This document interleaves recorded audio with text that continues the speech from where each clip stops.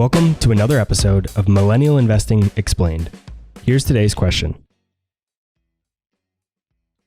How have you seen what's being taught in colleges, the theoretical finance, compare to behavioral finance in the actual markets?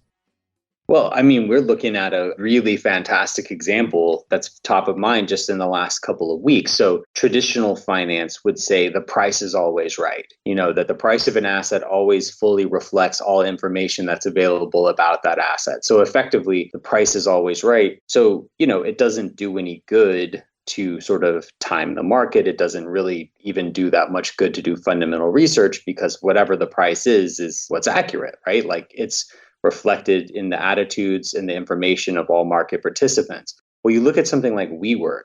WeWork 2 weeks ago was worth $50 billion. And then some, stuff started to come out that, maybe we don't like the character of the CEO. And then it dropped to 40 billion and then to 30 and then on to 10 and then to 7. And they just pulled the IPO. And what's fascinating is no new information came to light during this time. It's not like there was some huge revelation about WeWork. Everything that led to the ultimate pulling of that IPO had already been in the press. You could argue that it got wider play.